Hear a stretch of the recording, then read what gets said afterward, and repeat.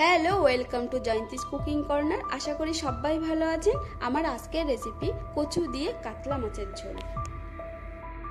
সম্পূর্ণ ঘরোয়াভাবে আমি এই রান্নাটা করেছি। চলুন তবে কথা না বাড়িয়ে দেখে নেওয়া যাক।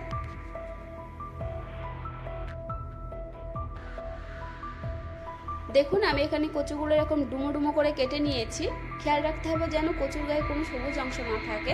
এবারে আমি এটাকে একটু নুন দিয়ে ভালো মতো করে একটু ভাপিয়ে নেব, আর ততক্ষণে আমি মাছটা ভেজে নেব।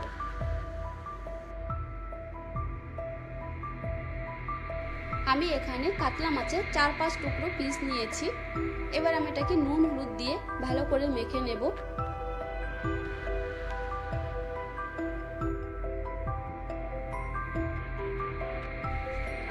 মাছটা নুন হলুদ মেখে কিছুক্ষণ রেখে দেব, ততক্ষণে আমি একটা পেস্ট বানিয়ে নেব। তার জন্য আমি নিয়ে নিয়েছি একটা জার। দিয়ে দেব 3-4 টুকরো আদা, আর দিয়ে দেব ঝালের জন্য কাঁচা লঙ্কা। ঝালটা এখন আপনারা আপনাদের পরিমাণ মতোই দেবেন। আর দিয়ে দেব 3-4 কোয়া রসুন।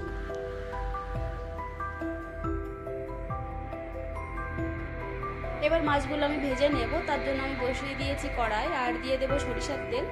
তেলটা গরম হয়ে গেলে আমি এক এক করে সব মাছগুলো দিয়ে দেব।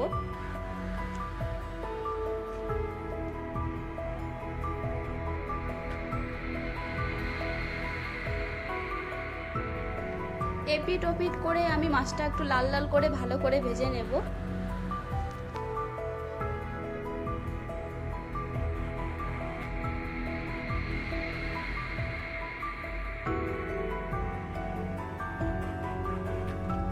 মাছ ভাজা হয়ে গেছে, এবার আমি একটা পাত্রে নামিয়ে নেব।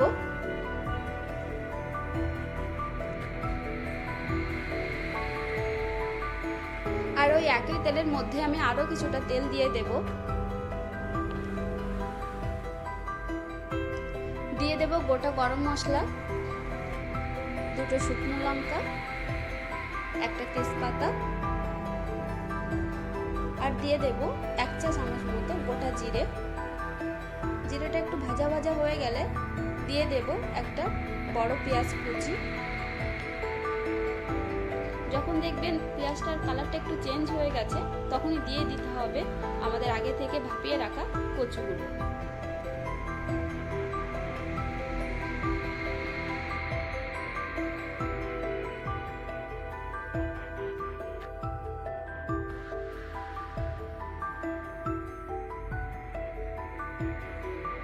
কচুগুলো একটু নেড়ে ছেড়ে নিয়েছি। এবার দিয়ে দেব পরিমাণ মতো নুন।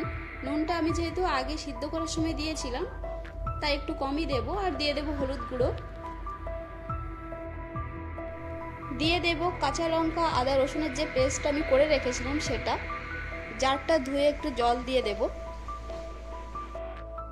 চাইলে কালারের জন্য রেড চিলি পাউডার দিয়ে দিতে পারেন।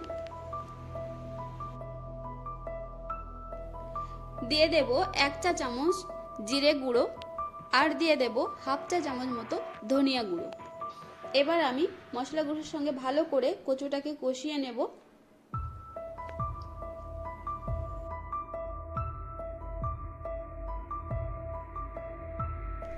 আমি ভালোভাবে ভেজে নিয়েছি, আর খেয়াল রাখতে হবে যেন মশলাটা না পুড়ে যায়।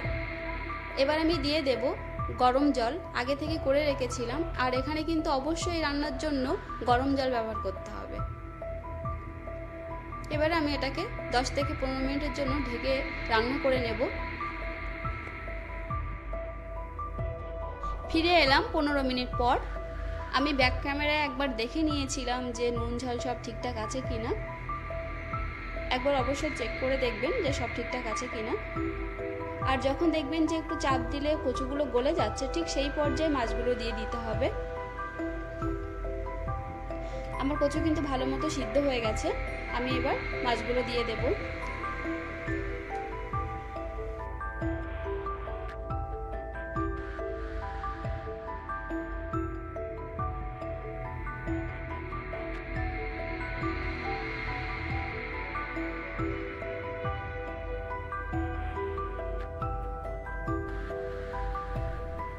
মাছগুলো দিয়ে আমি আরও কিছুক্ষণ ঢাকা দিয়ে রান্না করে নেব, 5 মিনিটের মতো। আর এই সময় কিন্তু অবশ্যই গ্যাসের ফ্লেমটা লোতে রাখতে হবে।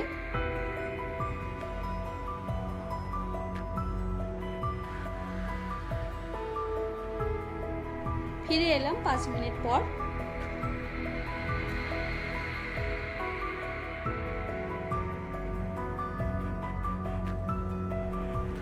দিয়ে দেব 1 চা চামচ মতো ভাজা জিরে গুঁড়ো, অবশ্যই ভাজা জিরে গুঁড়ো দিতে হবে এখানে।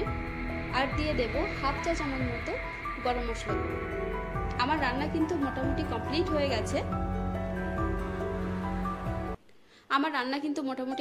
হয়ে গেছে। এবার একটা পাত্রে নামিয়ে নিয়ে আমি পরিবেশন করব। যদি দেখেন যে গলা ধরছে তাহলে রান্নার শেষ পর্যায়ে একটুখানি ভিনেগার দিয়ে দিতে পারেন। আর আমি যেভাবে রান্না করলাম এভাবে একবার ট্রাই করে দেখতেই পারেন, আশা করি খারাপ লাগবে না। আর আমার ভিডিওটি যদি ভালো লেগে থাকে তাহলে অবশ্যই লাইক কমেন্ট শেয়ার করতে ভুলবেন না। আর যারা নতুন দেখছেন তারা অবশ্যই আমার চ্যানেলটিকে সাবস্ক্রাইব করে দেবেন।